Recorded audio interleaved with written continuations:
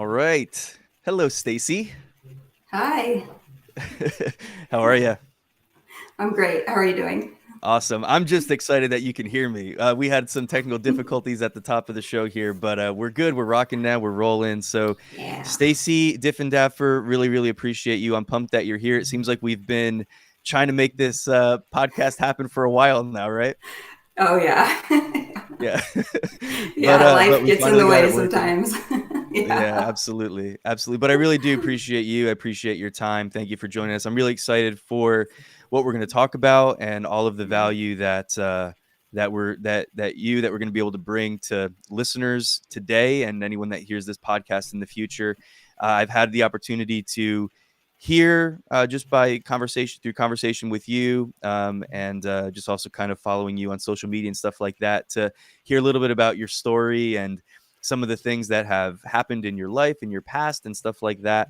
And really just excited for what you're going to be able to share to us and really just the life and the value and the healing and everything that's going to come out of this. So I'm really excited.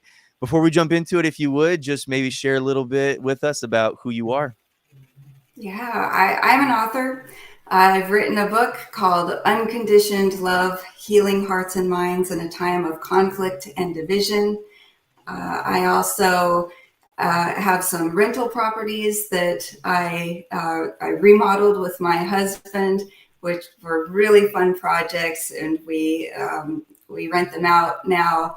So those are the things that keep me busy. I'm married to a wonderful man named Jose, and we have a little fur baby named Peanut. So it's kind of my Really? life right now. Yeah, that's my baby. What exactly is Peanut? He's a Tibetan Spaniel. So Oh he's yeah? about 12 pounds. Yeah, lots of personality. That's awesome. Is that a yeah, that's awesome. How old is Peanut? He is 10. So, Wow. Okay. Have you yeah, had him all 10 years? we've had him for about 9 years. We Okay. actually found him and we weren't able to find the owners, but we weren't sure if it was an abuse case anyway. So it was kind of Mm, yeah, but he's okay. wonderful. Okay. Well, that's awesome. And where are you and your husband Jose from originally? Originally, we're from Arizona. So my Okay. husband was from Tucson. I was from Chino Valley, Arizona, which is a very small town. And we met in Phoenix, Arizona. And then we moved almost all over the Southwest and finally made the trek all the way to the other side of the country to Winston-Salem, North Carolina. That's awesome. And that's where you are now? Yes. Very cool. All right. Well, awesome. Well, again, Stacy, thank you so much. Thanks for being here. Really appreciate you. Let's get into some stuff. Can we maybe get into just some of the background around the things that you're today advocating for, the reason why you decided to write this book, Unconditioned Love, and let's just get a little bit of the background. Yeah. I am advocating for unconditioned love. And basically, what that means to me is that, life experiences, pain and trauma, and even good experiences can change the way we see people. So we may see certain people as bad or a threat, or maybe we see them, other people, as allies. But I believe that we need to follow the example of Jesus and remove the conditions that we put on love. And we Mm, need to understand what's caused us to withhold love from certain people. mm. Once we realize that, then we're able to work with God and be transformed and just offer the kind of love that Jesus does. Yeah. Yeah, that's awesome. So, um, the how long ago did you write the book, Unconditioned Love? I started writing it a little over 3 years ago, but just published it this May. Okay, awesome. Good for you. It's so interesting. The first book that I wrote it like think back in 2013, or maybe it was 14. I wrote it really quick, and then I didn't publish it for like 6 years. Yeah, isn't that amazing? It's so crazy, like how time flies. I don't know. Did Yeah. what was did it take you basically that full 3 years to write the book, or had you written it and then you were just kind of, waiting on some things to come together, or what was your process like?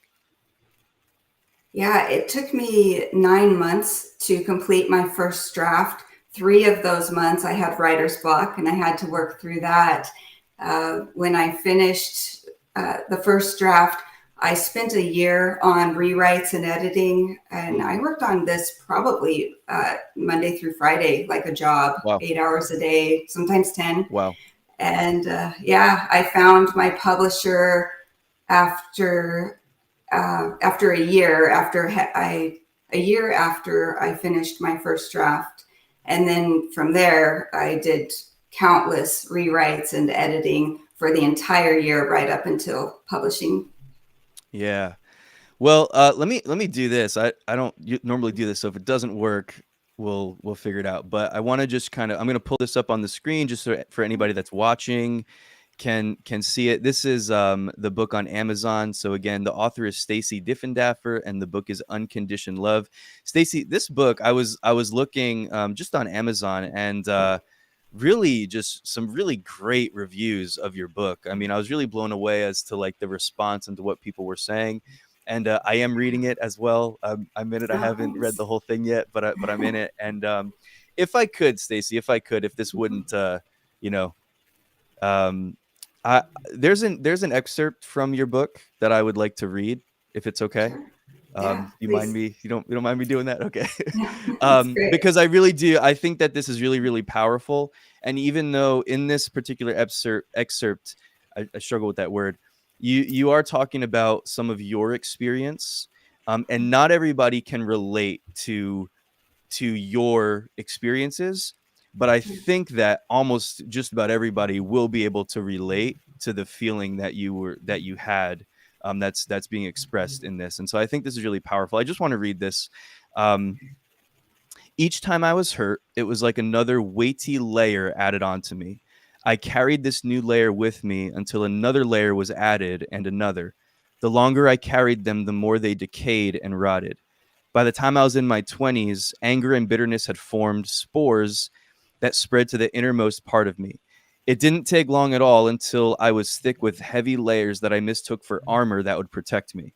I was a brazen force who would walk through walls or people to get what I wanted.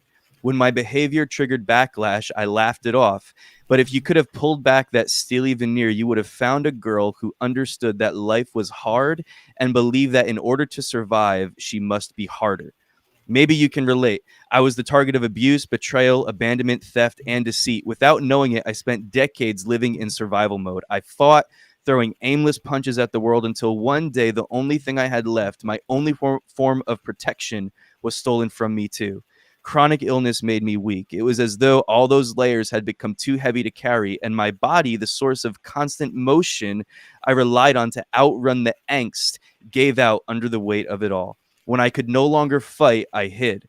I was bedridden for years in my late 20s, and I came to know isolation, first as an affliction and then as a kind of safety. Something changed in my spirit. I lost the part of myself that believed I had anything to offer. Like a wild and wounded animal, I became small and moved out of the way, biting and snarling at anybody who approached, for fear the next attack would be the one that finally did me in. Man, like, and I could keep going for sure, but I was I read I was reading your book, and I read that like several times, just sort of that Mm. section, because it's really, really powerful. And the thing that kept going through my head was, okay, and we'll get into, maybe sharing some of the, more specific details of your story and some things that have happened to you, Staci. um, your story is one that I think a lot of people can relate to, as far as abuse and, things like that. But it's also a story that even those who haven't experienced those things, I feel like on some level, just about all of us could relate to that feeling of, the different layers of this problem happened, this challenge, this adversity, this person betrayed me, this person abandoned me, I felt this, I perceived this. Sometimes even some of our struggles that we go through, they're not even it's not even that somebody abandoned us, but we perceive that they did. And so, it affects us that same way, right? And how Yeah. just like listening to your words here can really just sort of start to form those calluses on our heart and our thinking that causes us to act and respond to people in a certain way that's really outside of our character. And so I just really felt like it was so powerful what you were saying there, something that I think so many can relate to. And so yeah, if you want to, I don't know if you want to share any thoughts on what I just said, or if it's easier for you maybe to just kind of jump in and start, telling us a little bit about some of these struggles that you've gone through, and then we can, maybe just kind of talk through some of these things.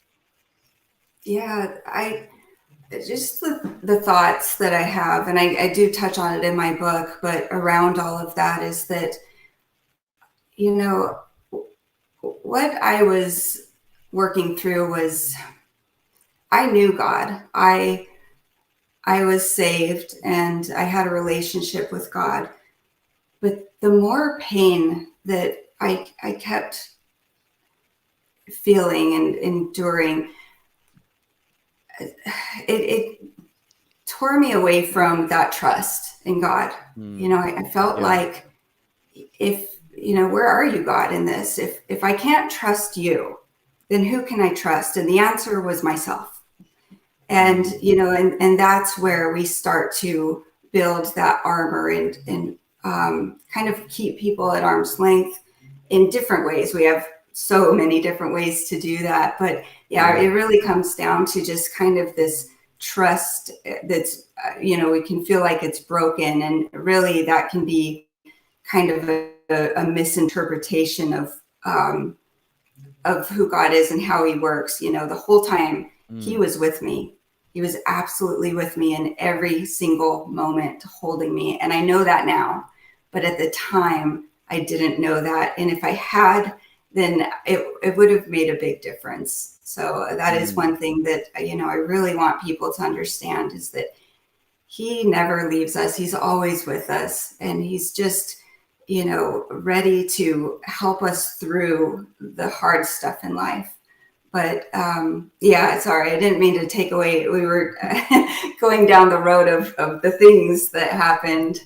no, you're And fine, you're fine. There's no I don't have a format here, and yeah, I do want yeah, I mean, just whatever you're comfortable, sharing and yeah. getting into. We can talk about some of those Mhm. things, and then because ultimately, the point here, of course, is not to just let's talk about all the gruesome details of your past. No, like but the point is that through the struggles that you've gone through, God has brought so much freedom out of it, and now He's using your story to impact the lives of so many people that maybe have gone through something, or maybe still find themselves stuck in that place of despair, of depression, of anxiety, of not sure, like well, anyway, I don't want to give too much away, so Yeah, I'd like to just kind of hear from you a little bit, and yeah. yeah. My pain started from a very early age. I had a lot of different kinds of abuse. I had sexual abuse pretty early on. Mm, One of the things that happened later was when I was 16, I lost my virginity to rape. mm, So yeah. I was on a date, and the guy said that he needed to pick up something from his dorm room. I didn't think much of it, and so I went there with him, and that's where I was raped. I had a boyfriend, and so that was when I was 16. I also had a boyfriend when I was 16 later, where he physically abused me when he drank, and he was an alcoholic. Mm, So that happened quite a lot. It took me a while to get out of that relationship, much longer than it should have. mm, But I kind of I felt I was looking for acceptance and love, and so sometimes we don't make the best decisions when we feel like that's kind of the best that we can get. yeah. Um, Yeah. Wow. And I worked for a search engine optimization company, and the CFO of the company became friends with me, which made me feel really good. It made me feel good that he thought somebody of such high stature in a company would, want to be my friend Sure. and value me. Yeah. So, yeah, we just hung out for months. And one day I told him that I was having a hard time paying my bills. I was really scared. I didn't know how I was going to pay my bills that month. And I wasn't asking for help, but I was just confiding in a friend. He told me that he would pay my bills if I reciprocated with a sexual act. I told him, no, I'll figure something out. He stopped Wow. talking to me, and 2 weeks later, I lost my job. So Mm. that was painful. Yeah. And I was roofied. A man attempted to rape me by drugging me, and I was so incredibly sick. I should have been hospitalized. I was Wow. probably the sickest I've ever been in my life.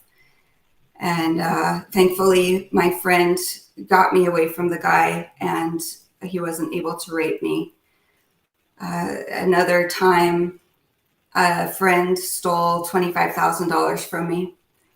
We were going to invest Wow. in a real estate deal together, Mm. and I didn't protect myself. I didn't enter into a contract. I wrote him a check for $25,000, and Mm. I never saw the money again. Wow. But so, a lot of hurt, and I came to an unconscious belief at some point that all of the pain I've experienced has come from men. Right. So that must And mean that, not to interrupt you, Stacy, but yeah, yeah, and maybe not every not I guess not every one of the circumstances you just mentioned, but most of them were people that you knew, right? Like people that were supposed to be a friend or supposed to be a boyfriend yeah, or, someone that you were supposed to have been able to a certain extent trust or confide in. And yeah, then of course they just completely, manipulated and misused your trust to get what they wanted yeah. out of you. Yeah. Yeah, that's Sorry, a keep going. great point. No, it's a great point, and it does make a difference too, because that does play into how you start to think. I can't let people get too close because they'll betray Yeah. me. Wow. Yeah, Yeah, I think you're absolutely right. I think that really does compound it because something that's so devastating, I think, in life is when trust is broken. hmm, Of course, going through what you went through at the age of 16 and losing your virginity to rape, um, if that happened at the hands of anybody, a stranger, or obviously it's completely devastating, right? yeah, But when these things are happening at the hands of people where there's supposed to be a level of trust there, now what happens is, okay, like we talked about those layers kind of building up over time, and it yeah, and I would just imagine that the result is, well, how do I know I can trust anybody?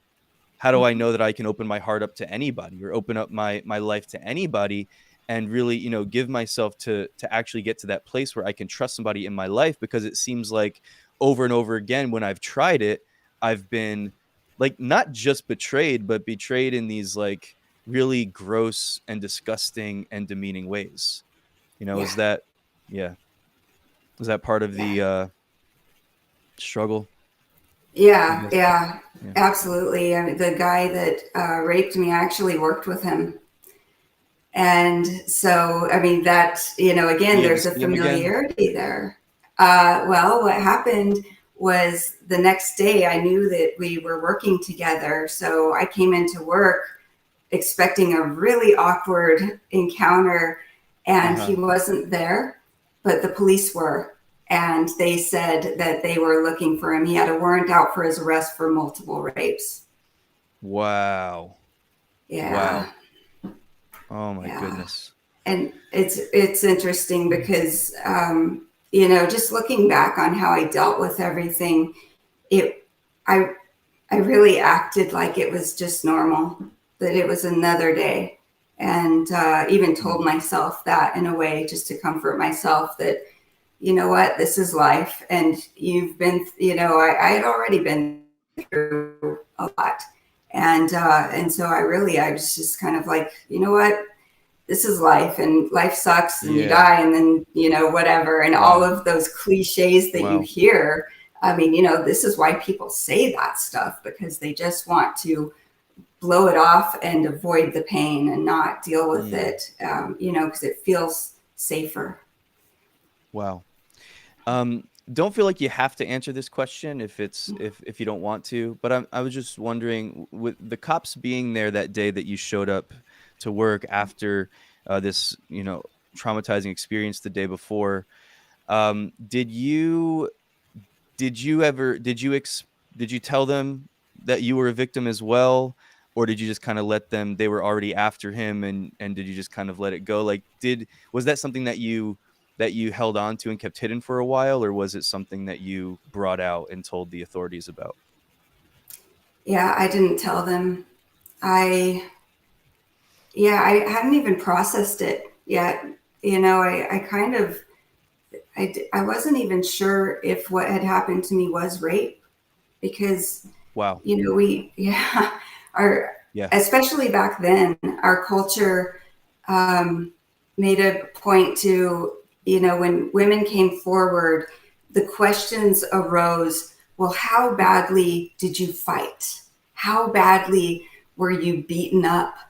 All Yeah. of these Like things. And victim the blaming and answer, stuff. yes. Yeah. And the answer is, what, a lot of times we just don't know how to respond, and you're in shock, Yeah. and you're hoping that whatever you do doesn't make things worse. And so, yeah, it's so complicated and complex. And when when there is victim blaming in culture, it really just makes you think, it's I'm just going to move forward. And just like Yeah. anything else, any other hurt, you just move forward. That's it. Mm. So, but when it comes to sexual assaults, it really takes a lot more processing, I think, than the physical abuse. Okay. There's something Okay. there that just, it's not as clear. Yeah, and did you, because I know that this is a big issue, like, Mhm. I know a lot of people that are sexually abused, they end up blaming themselves for it.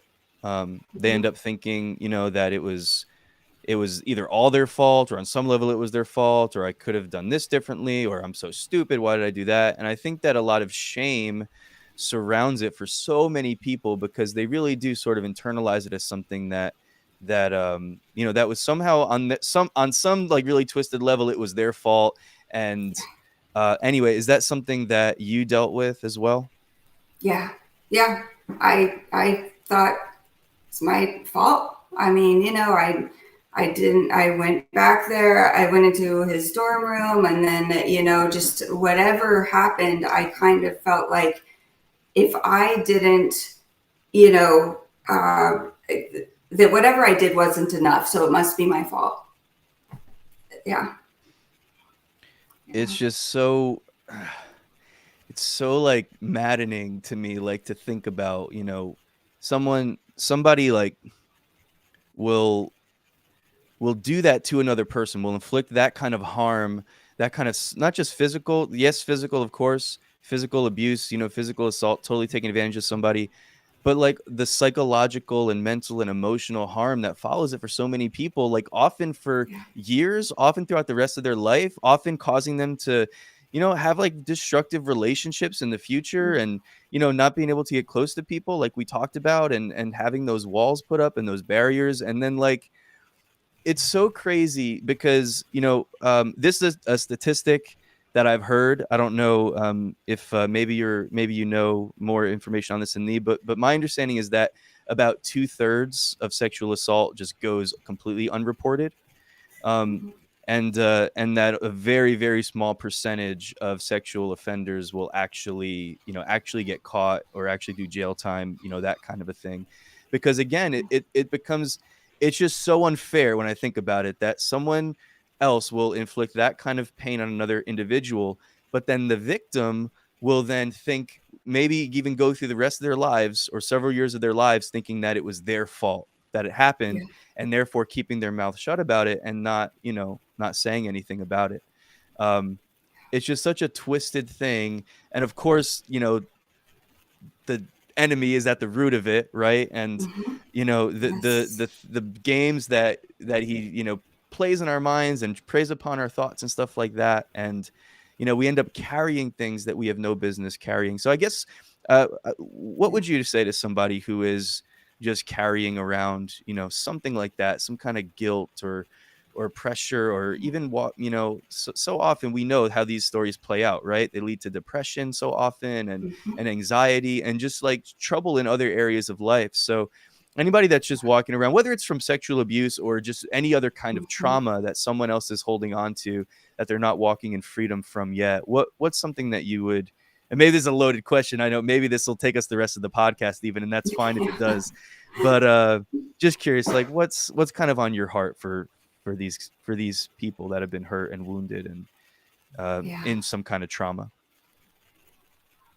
Uh, so much. I First of know. all, yeah, one of the hardest things is to have grace and compassion for yourself when that Mm, happens, and yet good. we need it. We need it the most. We've got to learn how to be our own advocate and friend. And for me, that was actually, I've gone through a very long journey of healing with God, and that was the last thing that that I held on to, I should say, is I still was that critical voice for myself. I agreed with the enemy when I criticized myself. And I'm learning now, when I have those thoughts, to just to talk back to them, not yell back at them, but just to say, you know what? No, Stacy, you are a child of God, and you are loved, and you are so valuable. And but it takes time to get there, and that's okay too. Yeah. It's Yeah. okay not to be okay. But the very most important thing is to just seek help, because we can't do it alone. Even working with God, we need that outside person who has training or has gone before us, and has been through the journey to to be that advocate for us. So whether it's counseling, Christian counseling, and there's also a program that really helped me, which is called Celebrate Recovery. It's a Christ-centered 12-step program. Right. Hmm. So just Yeah. get that help. That's the first step. Yeah, and there's no shame in that, right? There's no shame Mm-mm. in recognize, I mean, we every single one of us needs help. Like Yes. every single one of us Yes. and definitely at certain points in our lives, we all need like more help than at other times, right? And Yeah. going to a counselor, Mhm. talking to a friend and stuff like that's great. And we need that. We need those people in our lives, Yeah. but sometimes it really is so necessary, especially when someone who's just like so bombarded in their thought life and dealing Hmm. with things like depression and anxiety and Yeah. when guilt gets to that point where it's just weighing you down and crippling you, don't hesitate, don't feel ashamed or let Yeah. anybody put you down or mock you because you need to seek some kind Hmm. of help from a counselor or even professional help. It's Yes. yeah, like you're saying, it's Yeah. there's times in our lives where it's just necessary. Hmm. And Yeah. should not let anybody put you down or look at you sideways because of that. And if they do, like, you don't need that person in your life. Yeah. It's just, Yeah. yeah. It is about um, growing. It's about growth.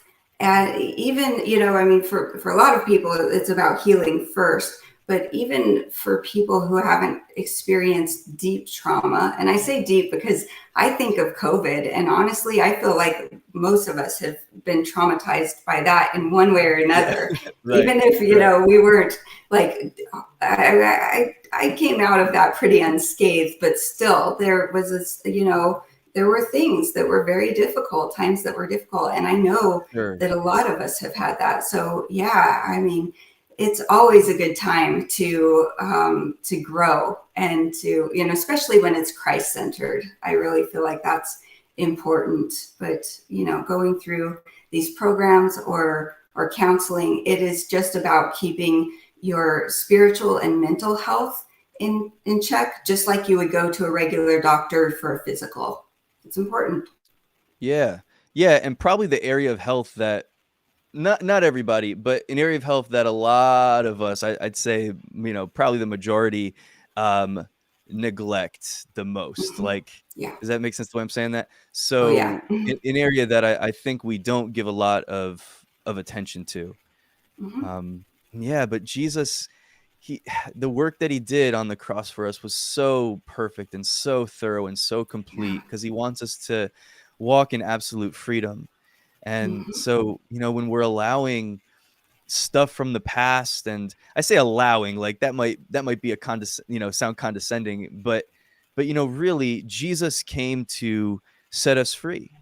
Yes. And there's times when I can take a thought into my head and I can say, and I can just kind of, 2 Corinthians 10, like I can just kind of cast down that argument and I can keep going with my life and it doesn't affect me.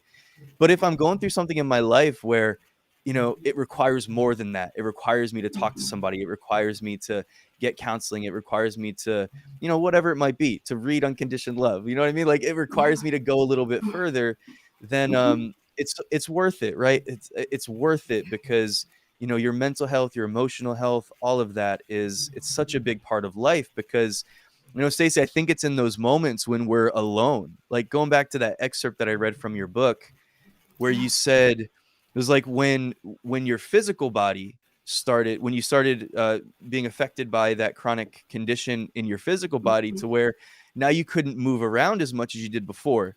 In other words, the way that I took that was you couldn't distract yourself in life as Hmm. much as you could before that because you couldn't go as many places or do as many things, so you were left alone with your thoughts probably a lot more often. Like, Yeah. I remember going through that many years ago where I was, just constantly, like, I never wanted to be home. I would basically get home, like, exhausted so I could just fall Hmm. asleep and then get up and then get out of the house and do my thing because I never wanted to Yeah. be alone with my thoughts, because every time I was alone Yeah. with my thoughts, I immediately would just come under more guilt and condemnation, thinking that the things that were surrounding my life, the circumstances that were surrounding my life were my fault. And I think when we're sort of left alone without those protective barriers that we often put up to keep ourselves safe, then what happens is we're bombarded by a really potentially unhealthy thought life that just can lead us deeper and deeper into despair, depression, whatever. And sometimes you really do need help to get out of that, Yeah. you know? Yeah, and those are coping mechanisms. And Yeah. Yeah. we think of coping mechanisms as alcohol or drugs, um, porn, Mm, but right.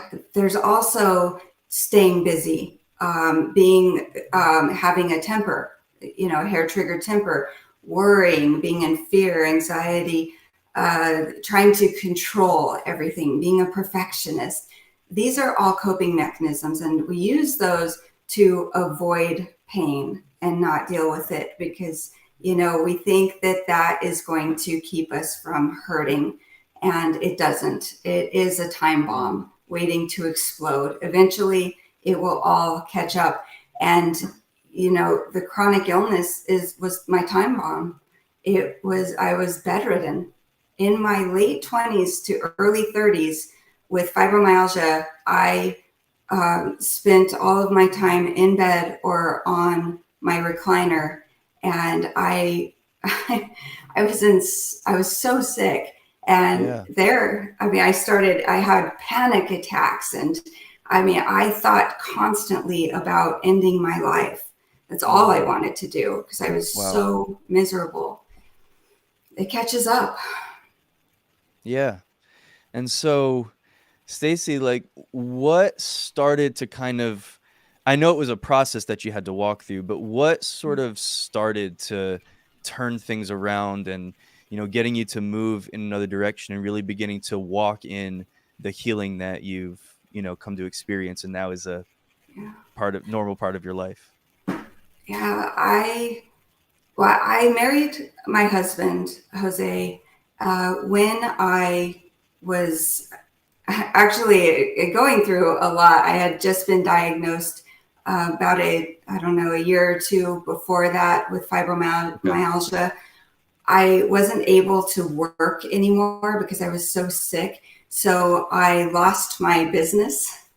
Can I stop you Uh, for one Go ahead. second? Could Yes. you Yeah. explain, because I have a very vague idea.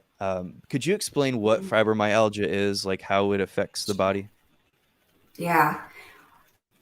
It is a nervous system disorder and it affects everything that the nervous system takes care of, which is everything. Okay. Yeah. So Okay. yeah, it stops producing the right hormones, which can cause all sorts of mental illness.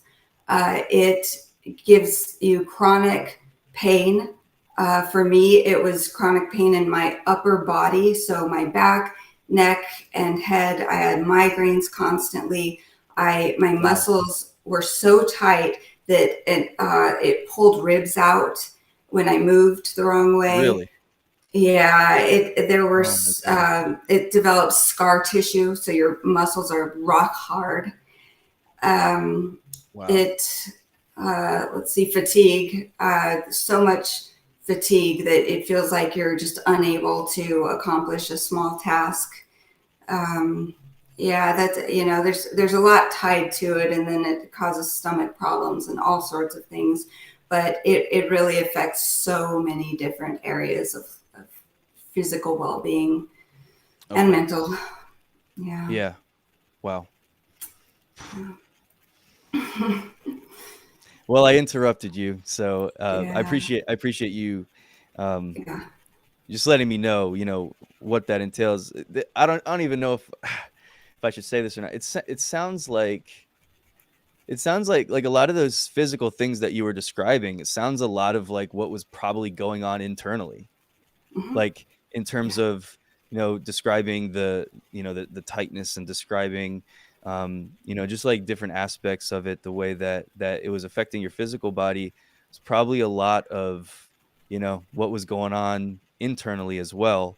I'm not saying there was a connection there necessarily. I'm just saying, like, if all of that you were already going through internally in your mind, those walls that you were building up, and just everything that was going on, all of those things just kind of layering upon each other, and learning how to sort of have that hardness and that toughness about you, and walking through life that way for so long. And now it's like, you have this stuff affecting you in a physical way as well that becomes, physically debilitating. Um, so anyway, you keep going. We were talking about how you had Yeah. met your husband and all that was going on. Yeah, well, just to touch on what you were saying, I am, yeah, I've read that's where chronic illness really stems from, is trauma Okay. that's unresolved. Wow. So yeah, I'm reading right now a popular book called "The Body Keeps Score," I think it is, and he's saying a Yeah, lot yeah, of yeah. that. Hmm. So yeah, and I'm not Wow. surprised. I do talk to a lot of people with fibromyalgia, and they've had trauma at some point in their life, whether it's a car accident or something. Wow. So I yeah, wasn't aware of any I wasn't aware of that at all. It just sounded yeah. like the way you were describing it, I was like, it sounds like sort of almost like a physical manifestation of what she's been carrying, on the inside. Wow, that's Oh interesting. yeah, yeah. I mean, I was it was in my head. Like in other words, just that constant like pushing back those dark thoughts, or trying to not hear the thoughts that my body wanted to tell me, or in my stomach, just the knots of Yeah. being, and my back. Yeah, just the tension, constant Wow. tension. Yeah, it's so, yeah, no, you're right on about that. Good Every job. once in a while, I get one right. So, all right. So, But uh, keep going, Stacy. Thank you. so yeah, I lost everything. Lost my business, my home, all of that. And I met my husband really when all of that was happening. I knew it was happening. Um, and I was honestly surprised that he even wanted anything to do with me because I felt like Wow. I was such a mess. But he did. And yeah, so we got married, but my health got worse when we got married, Mm. and we both began to change too. It was like everything, all of our baggage caught up with us. We were in the honeymoon stage before we got married, Uh-huh. and then when we got married, it was like that was over, and we just, all of the baggage that we both carried caught up with us. Mm. So I was now bedridden, like even worse, and we couldn't have any fun together. And he worked out of town every other week, so he would come home just exhausted from that, and Sure. the house would be a mess because I couldn't even take care of myself while he was gone. I could barely eat, like feed myself. Mm. And yeah, so, he'd come home, house is a mess, and I am a mess. I'm just crying and just wishing life was over. And Mm. he is thinking, I am young. How is this my life? you know, and he didn't know Yeah. how to deal with it. Who does? It's an impossible situation. Sure. It's a dark and awful situation. So he basically would let me know that I didn't sign, that he didn't sign up for this, and he just didn't want to be in this situation, and I was terrified that he was going to leave me. So Mm. it was bad, and I I constantly prayed to God, but my prayers were, God, heal me miraculously or take my life. In Right. and Yeah. and at that time, take my life was that would have been to me an act of mercy, but God had something so much bigger for me that I just couldn't see. And so one day I decided to read the Bible from beginning to end. I just thought I'm going to do this, and I got to the point where Moses asked God to show him his glory, and he did. And that Mm. just like permeated within me. And I thought, wow, is it possible that God could love me that much? Could Mm. he? I don't know, maybe. And so that became my new prayer: God, reveal yourself to me. And he did. It in miraculous, like unexplainable ways, but first it was in the small ways, and that was pointing me to documentaries that taught me how to eat healthy. And I thought I Okay. was eating healthy, but I wasn't. I didn't know how to eat healthy, and I didn't know that I had a bunch of food allergies and just all sorts of stuff. Yeah. And so I started eating plant-based diets. And then I started researching more. Pretty soon, I was studying natural medicine. At that time, I was on 13 medications, so it was Wow. mostly some really hardcore medication, like pain Pain medications, stuff. Yeah. uh, Yeah. and mental health medication. Okay. So both of those were causing even more side effects. And so the doctors, they didn't know what to do. So they kept adding more medication. And when I started studying, go ahead. You were how old at this point? Were you still in your like mid 20s, late 29. 20s? Okay. Yeah, 29. Okay. And so I young. when yeah, yeah, that should have been, the prime of life. And instead Yeah. I felt like I was about 90 years old. I mean, there was a time when I was showering and I just lost my balance and fell out of the shower and pulled the Oh, shower curtain down on top of me. I mean, stuff mm, that doesn't happen to 29-year-olds. right. So, Unless you're drunk uh, or something like unless that. you're But drunk. I didn't even have that which benefit. you won't. Yeah.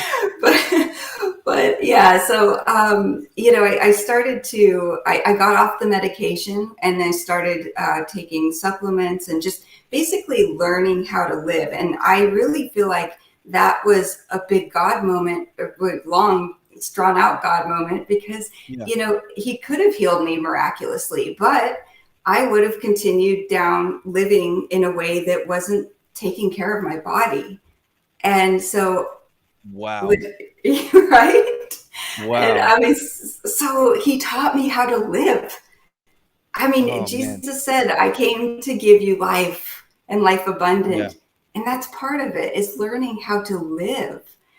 So, Wow. I was starting to get a little bit healthier, but we're still having marital problems because now we can kind of have some fun, but there had been so much damage done that we were still Mm, holding on to. There was still just this hurt that we were holding on to. So we were going to church. I mean, this was several years later. I was not bedridden anymore, but still dealing a lot with health issues.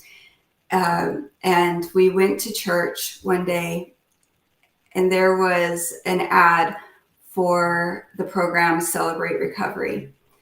And it said 12 step, it's for anybody who has a hurt, hang up, or habit.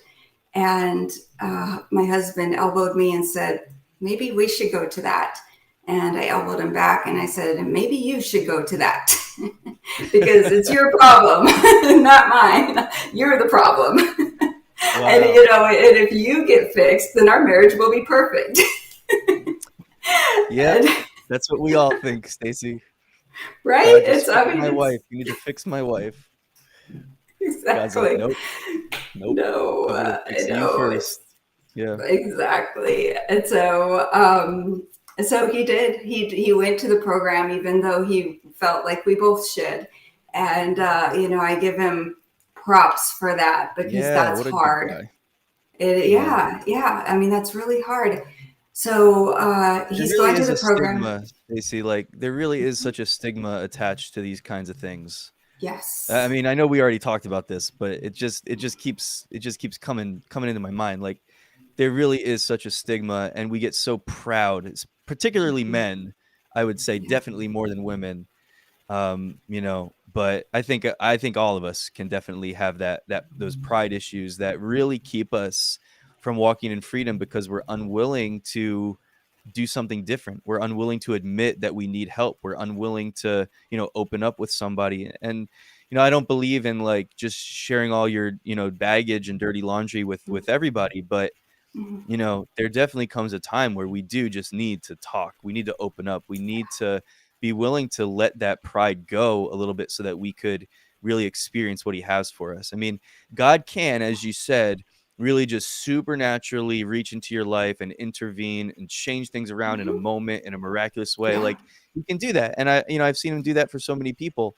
But like for so many people, it's a process of walking through. And I think that God is not just interested in doing supernatural things in our lives, but he's also interested in our relationships with one another, in us building Mhm. those connections. That's such a big part of kingdom living is walking with one Yes. another. And so much healing comes, I think, through relationship when we, approach it the right way. And when we allow Jesus to really be at the center and we allow him to lead us. And I really do believe that Jose was for sure led by the spirit, in what Mhm. he did and in talking to you about it and then listening and going to the thing and kind of setting that example for you guys in your marriage. That's a really beautiful thing. So Yeah. Yeah. I mean, had he not I don't know where we would be, honestly. Yeah. I don't know if we would have ever gotten there, but there were times when, we would go, it took place at night at the church, and we'd show up and there was another event there. And, it was like, we just felt Oh like we boy. wanted to sneak in the back door. Yeah, like, is there a back door to this place? Yeah, Yeah. and we were just so worried about what people would think of us. And we should have been more worried about the destruction that was happening on the inside of us and what it was doing to our relationships, like what you were talking about. And that's because, again, that's where I believe abundance lies, in our relationship with each other and with God. And Good. so, yeah, that was the turning point for sure. When I oh well, let me tell you how. So he was going for a while, and finally we were just getting into fights that were so bad. I was just sure that we would end up getting a divorce if something Mm, drastic didn't change. So and I had actually started to see a difference in him too.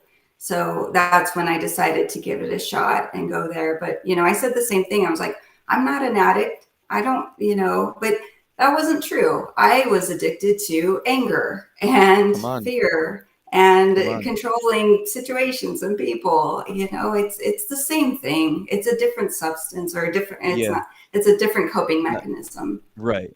Yeah, it's Addiction.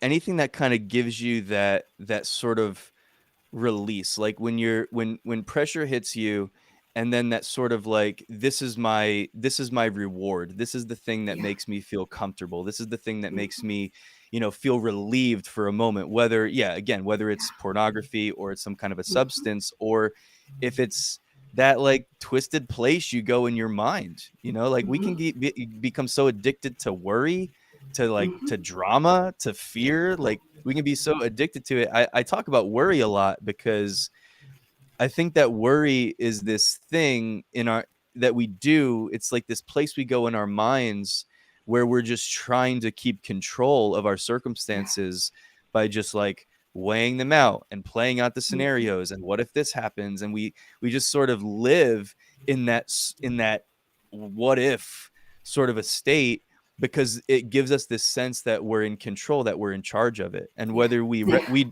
whether we recognize it or not, because it feels very negative. So we wouldn't think that that's something that we're, addicted to. But I really think that we do. We build those sort of like, I don't know if they're neural pathways or those things that we build Mhm. up in our mind, that place that we go where we're just like, this is our go-to. And whenever Yeah. we become overly comfortable in that place that's destructive, I think we could consider that something that we're addicted to, you know? Yeah, yeah, absolutely. And I remember something came to mind where, I would just, whenever I was uncomfortable, I would want to blame. And Mm. it was always my husband because he was closest. So, and Yeah. there was one point where we were driving to Celebrate Recovery meeting, and we were late. And I was really worried about how it would look for us to walk in the middle of this, especially when somebody's giving a testimony. That's the last thing you want to be interrupting because it's so sensitive and Mhm. personal. And so I was really worried about walking in on that.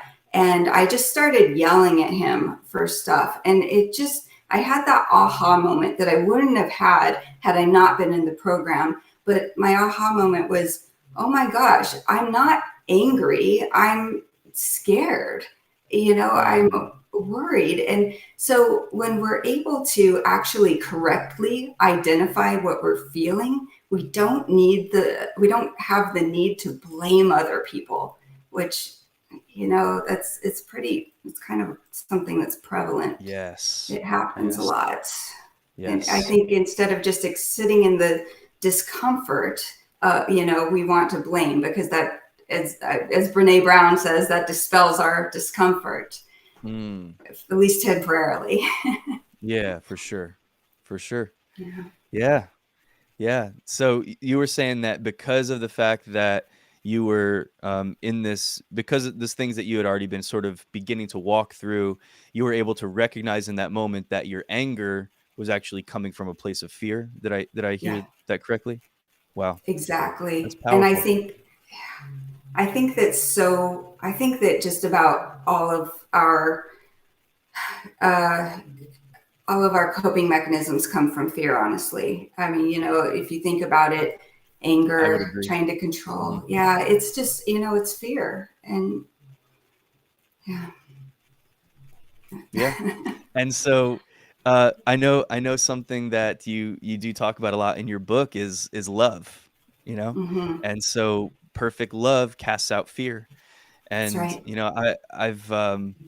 I've yeah, it's something that I've been, saying for a number of years is like we're always motivated, I think, by one of these two things, by love or fear.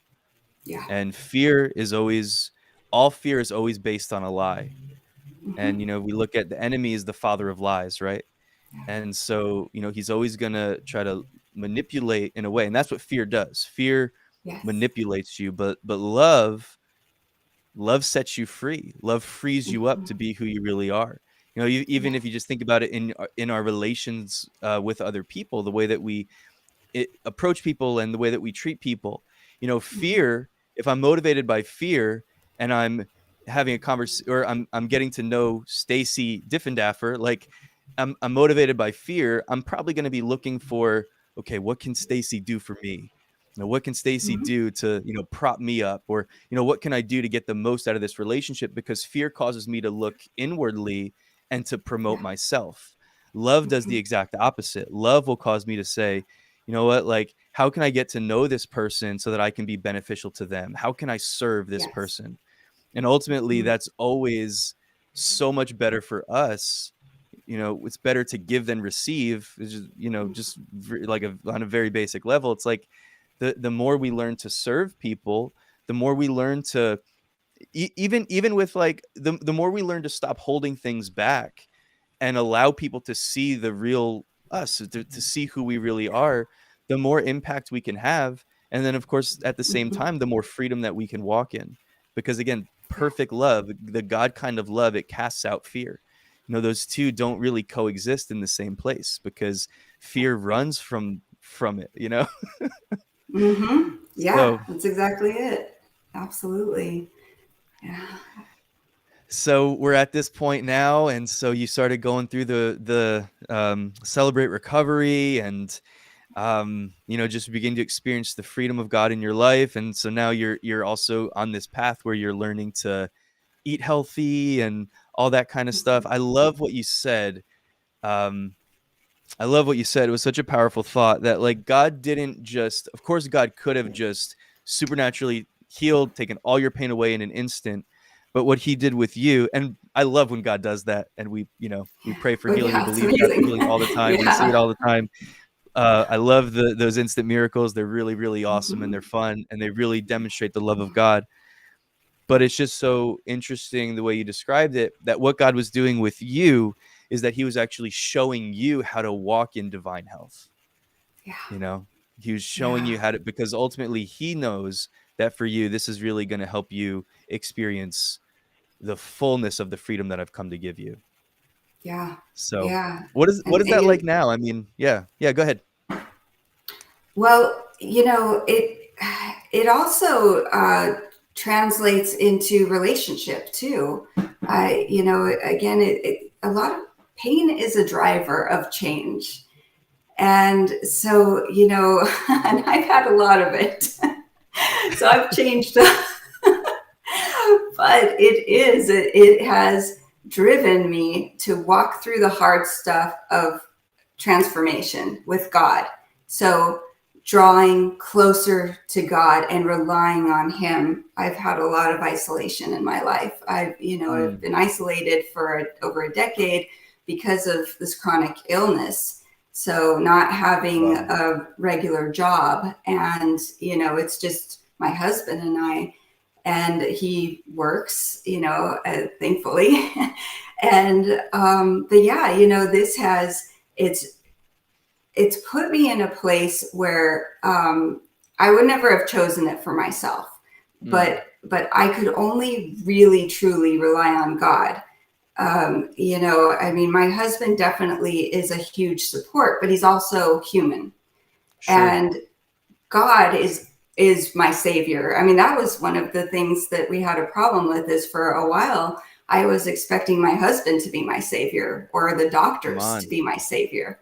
But, I had to go through this process where I realized who my real savior is. It's Jesus Christ. So good. And yeah, and the relationship that I developed with God through this is, I mean, miraculous on its own and worth all of the pain.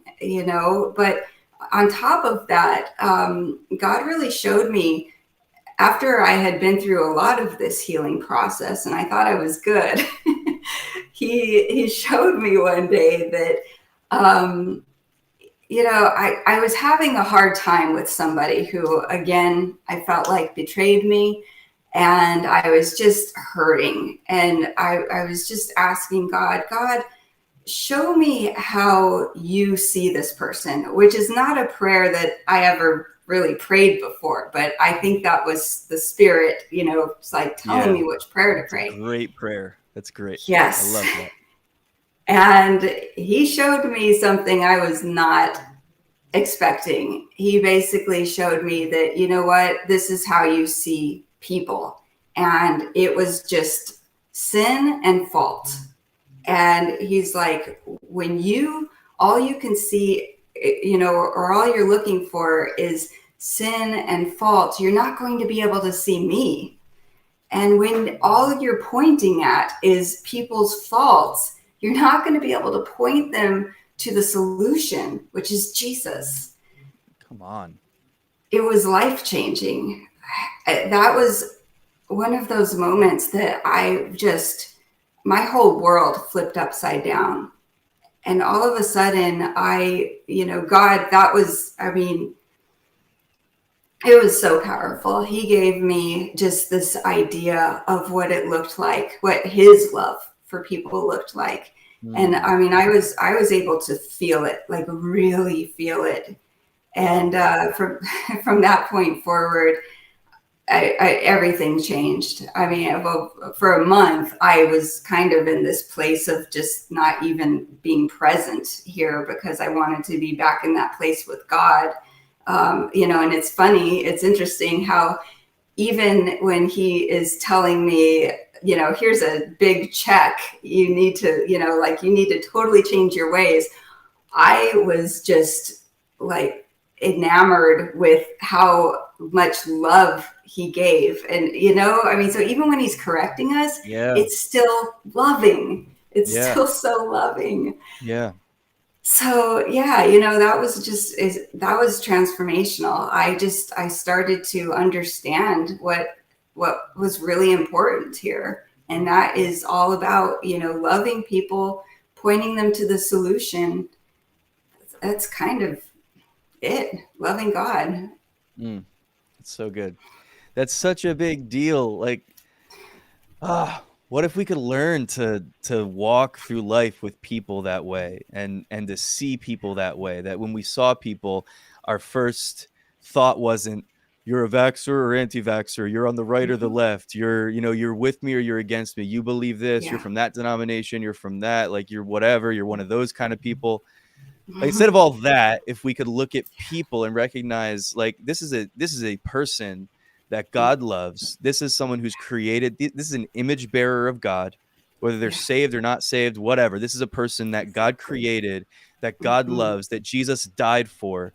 And so for me to walk up to somebody who might be different than me, think different than me, act different than me, look differently, me to walk up to that person with all these preconceived ideas of who they are and how whatever, like what if we could actually, and I know you're big on this, which is why I'm bringing this up, is like Yeah.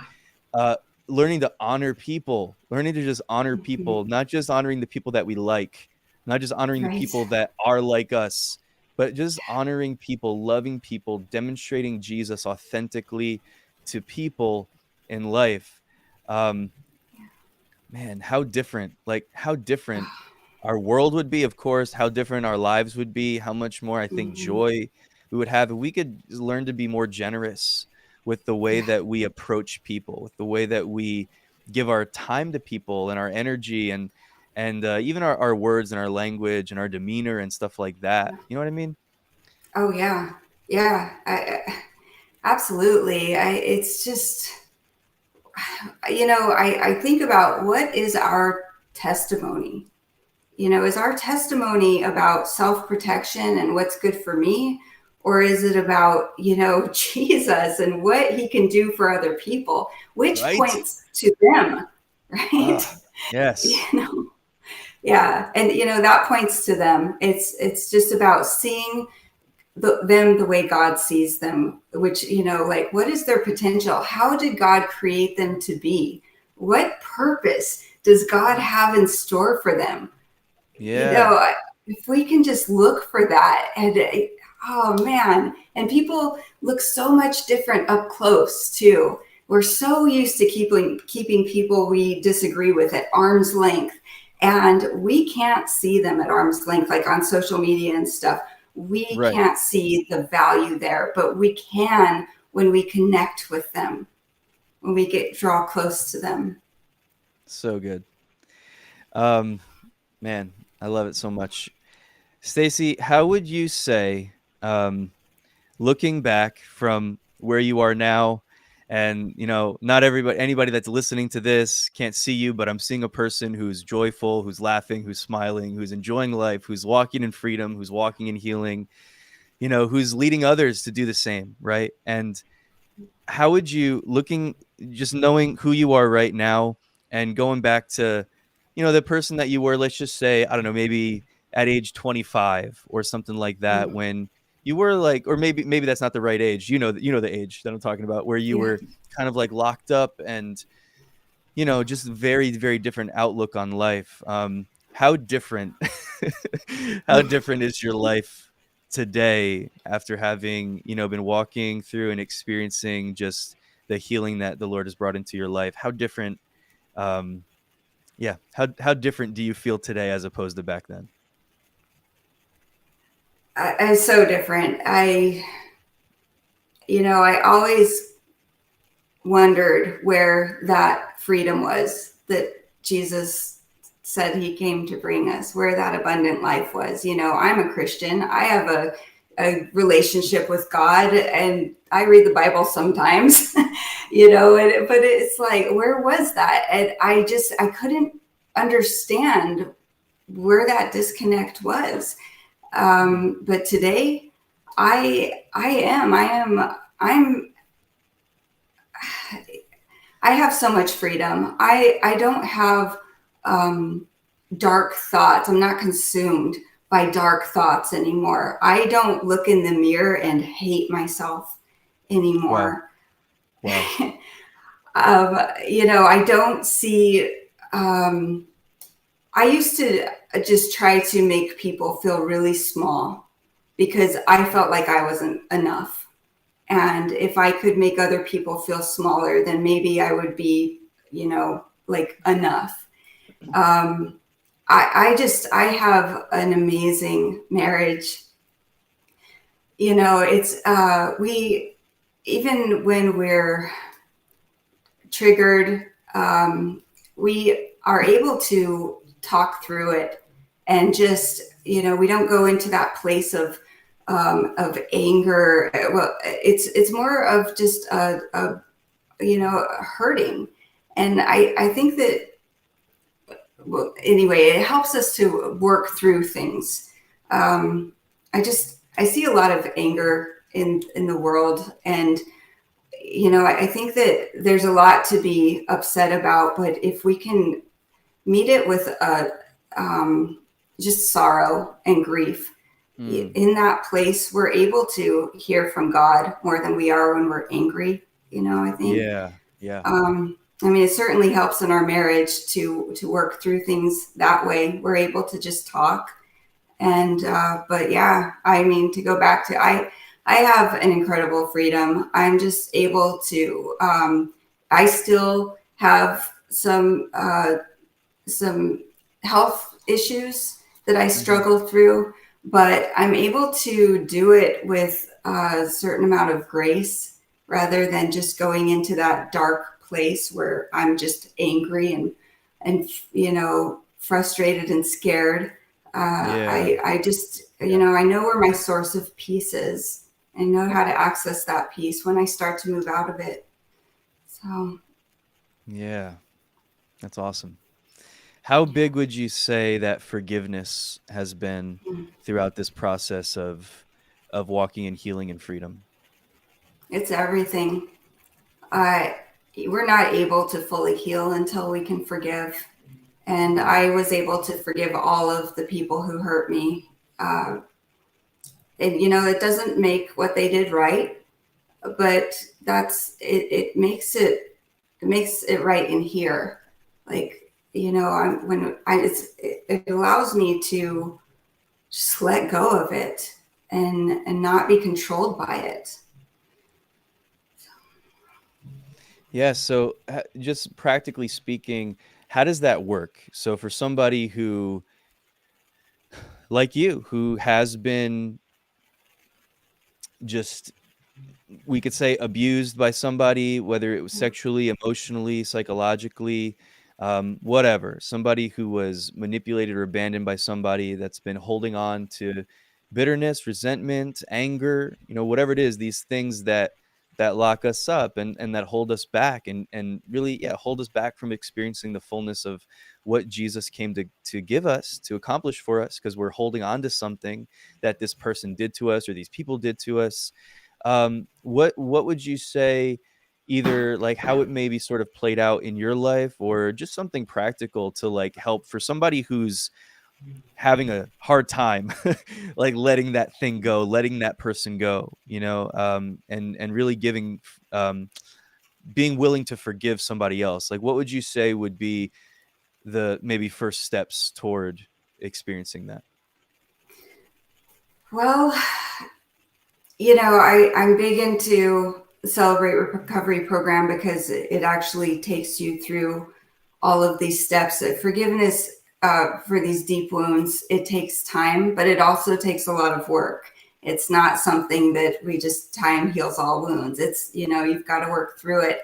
So, one thing I would say is to really spend time praying for the person. When we pray and speak blessings over the people who have hurt us, it actually starts to change our hearts toward them. Mm. I've noticed that. And, praying the prayers, I would say, and blessings that I would want for myself. That's an easy way so that, you're not manipulating the prayers, because that can kind of happen. Help them to Kill him, be, Lord. not to, yeah, Destroy. help them not to be the person they are, right? Yeah. But, but, but to just be like, God, reveal yourself to them in a whole new way. And just, I just, help them to give them all of the good things that you had planned for their life, just all of these things, just speak these blessings over them. That's a big one. Another thing is to really take inventory of what we've done, the pain that we've caused. Because when Yeah. we are able to see all of the pain that we've caused because we've been hurt, then we're able to understand why they caused pain, because they've Mm. been hurt too. Wow. Wow. Something I think that's just been helpful for me in my life, too, with dealing with forgiveness, forgiving people that have wronged me or whatever, is recognizing that, like, I think that if we'll just first of all start with this place where we're willing to forgive, because sometimes, Yeah. someone who's been really deeply hurt or abused or something like that by another person, a lot of people get offended with this conversation, Stacy, right? Like, Mm-hmm. have you Yeah. experienced that? People get offended when you say, Yeah. well, you know, like, let's start working toward forgiveness for that. Like, well, are you kidding me? With what they did to me, they deserve to suffer. They deserve, like, and so what we do is we take on this thing where we think that by forgiving them, we're letting them off the hook. And that is not the Right. case at all. By No. forgiving them, like you already said it, we're not condoning what they did. We're not saying that it's Right. okay. We're not putting a stamp of approval on it. Contrary to Exactly. popular belief, forgiving and forgetting are not the same thing. Forgiving Hmm. doesn't mean you've got to forget. But for Right. us, as far as my, like, if I'm going to forgive someone for what they've done to me, to wrong to me, it means that I'm releasing the debt. Like, I'm releasing them from the Yep. debt that they owe me. Now, if they did Hmm. something illegal, they should be in jail. So I'm not releasing Exactly. them from the debt that they owe society, but I am Right. releasing them from the debt that they owe me, in terms of I'm not Yeah. holding that against them any Yeah. longer. It does Yeah. not mean that what they did was okay. And so I Right. think just kind of like maybe as a first step, getting to that place in my mind, for me, is like, okay, God, I don't know how to forgive this person yet, but I'm Hmm. willing, Yeah. because he forgave us. Like, I think that Hmm. that's help. I don't know. It's been helpful for me. Like, God forgave me Hmm. when all of these things that I've done, I've hurt myself, I've hurt other people, I've, what, like all these things that I've done, he forgave me of all of it. Yeah. And, being like recognizing his example in that too, even. And I think grabbing that and saying, okay, Hmm. if you did all this for me, no questions asked, then I should at least be willing to give the same to the other ones that you've created, that you love, that you want relationship with, even if they're not, walking with you right now or whatever. Yeah. um yeah. Yeah, yeah, and yeah, like you said, ask ask God for that help. I mean, this is something that Good. we need, that supernatural help. But when we continue to ask God for it, He'll give it to us. And or even if we need to take the step, at asking God to make me willing to forgive. But I think that even when we come to that place where we're willing, but we haven't fully forgiven, then at least God sees our hearts in that too, that we really do want that. We're working toward it, and that's good. Yeah. Yeah. Staci, this might be my last question for you. I just wanted, just wondering, like, when you started to write your book, Unconditioned Love, um, I know that you had already walked through healing in your life at that point, when when you sat down, you started writing, and you went through that process of writing the book. I know that you had already experienced a ton of freedom in your life. But what was that process like of writing the book? How cathartic was that for you? Or, did it help you to maybe go to another level of healing? Because I know for me, like, when I start to write about something, it really just takes me to a new level in my understanding, in my thinking. Sometimes I'm writing, and then it's like new revelation comes out that you didn't even expect. So you write something that you're just like, oh, whoa, I didn't even realize that. And God Yeah. speaks to you through it. And so just wondering, was that something that was going on through that process? Oh yeah, yeah. I cried all the way through it. Wow. Yeah, good tears. But it was because God was speaking to me through it, and and it was healing, but it was also just this next level of transformation. So yeah, it was absolutely amazing. God continued to show me new things through this process. So it was Mm. it was amazing, and I think that that is, like you said, so true for authors, is that we write it because we've been through this transformation, but the writing process is another transformation. Yeah. Yeah, and do you think, yeah, I think when we write, it really helps to solidify a lot of our thinking on certain Mhm. things, right? And so Yeah. do you Oh think yeah. that that would be a good process for someone else who's not even considering being an author or publishing Hmm. anything, but maybe who has gone through trauma or experienced, some of these things in their past, to to write about it, whether it's just journaling or something like, I mean, I think journaling is always good for anybody anyway, Hmm. because I think that that's Yeah. just a good, I think that it's good. I think it's a good way for us to, especially, when we're walking with the Lord, I think keeping track of things that God's speaking to us and stuff like that. Yeah. But what do you think about that? Is that something that you ever discuss with people, or talk with people, or recommend to someone who's maybe got some trauma in their past, and maybe learning to get to that place where they can write about it? Yeah, yeah, I absolutely recommend it. I think that it's so healing. I mean, like you said, it helps to solidify thoughts, and bring them forward. It helps us to understand things that we didn't even know or maybe hidden a little bit. Yeah. And just work through it with God. But I think that that is a really important step. Just yeah. So good. Well, Staci, I love your website. I love the name of your website, ownyourvictory.com. That is just, that's just cool. I love it. I wish I could steal that from Thanks. you, but I love it. What are your thoughts? We're going to kind of start to wrap this up, and we'll just tell people where they can go to find your book and some, different things that they could find some resources and maybe connect with you further. But I guess I'm curious about your thought process there with Own Your Victory, and what led you to that name in particular. Yeah, I just we have a victory in Jesus. He's already given it to us, but a lot of us still need to receive that and access it. And I used to think that just saying those words, like claiming it, I received that victory, was enough. And I found that there are different levels of freedom and that they require work with God.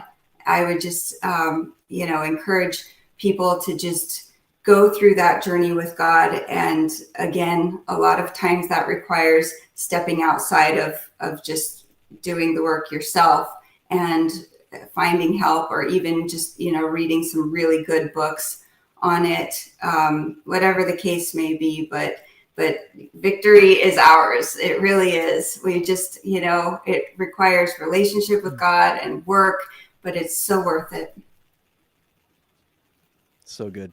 Well, I really, really appreciate you, Staci. Thank you so much for your time, and even just your generosity with your time. It's been about an hour and 21 minutes so far. Just Went really by fast. appreciate it. Goes fast, right? It really does. It really Yeah. does. And I really do appreciate you. And I'm just so blessed by having heard your story. And I'm grateful to have just maybe been able to be a mediator here between you and whoever else is going to be able to listen to this, just maybe connecting your story with some people that haven't had a chance to hear it yet.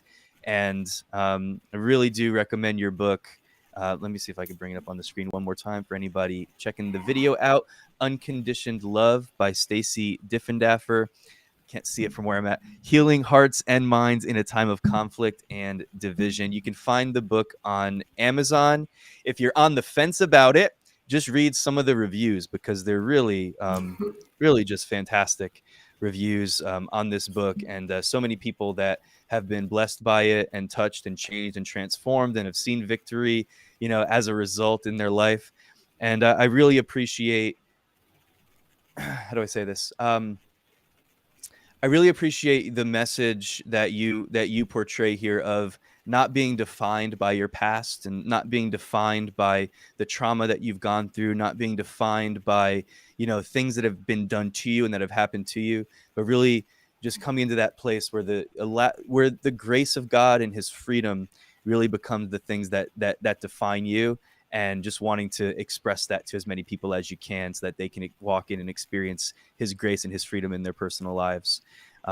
So I would love to, anybody watching, listening, check out ownyourvictory.com, visit amazon.com, or you can actually check it out there through the website as well. But the book is Unconditioned Love by Staci Diffendaffer. And Staci, where else would you point somebody, maybe just like on some social media? I know we were talking about Instagram and LinkedIn. How can Yeah. some folks find you there? Yeah, just it's under my name, Staci Diffendaffer, for LinkedIn and Instagram. So it's always great to connect with people there. Awesome. And Diffendaffer is a total of 4 F's. So we've got it's double F both times. So Yeah. Diffendaffer for anybody listening to this. I love your name. That's like probably been Thank the you. most fun name that I've had on the podcast so far. So Thank you. I enjoy it. Any final It's thoughts, not fun to Staci? spell every time. It's a little long, but It's a little it at least cumbersome, but it's it fun. is spelled the way that it sounds, which is good. I Yeah, like that's I always a like stuff plus. like that. I like stuff like that. Yeah. It's to the Yeah, point. no, But I just really appreciate you having me on here, Duke. It's really it's been a great conversation, and I just appreciate you and the work that you're doing as well. yeah, my pleasure. Well, again, thank you, Staci. Really appreciate it. We'll have to do it again sometime. And yeah, thanks again. Well, for anybody checking this out by video or on one of the podcast platforms, really appreciate you guys as well. Just be sure and check out some of these resources from Staci. Visit her website, ownyourvictory.com. Check out the book. If you feel like you're in a place in your life where you don't need it, I'm sure you know people in your life that could really benefit from reading this book. I think anybody would benefit from reading it, but definitely recommend it to somebody, recommend it to a friend. Check it out, read some of the reviews. I think that it's really going to bring a lot of value into the lives of so many more people. And don't forget to subscribe if you haven't done so already. You can catch all future live episodes on my Facebook page at DK Lamastra. Like and follow. That way you'll get notified of all future live events. And if this episode blessed you, added any value to your life, consider sharing or leaving a review. Appreciate you guys. See you next time. Bye, Staci. Bye.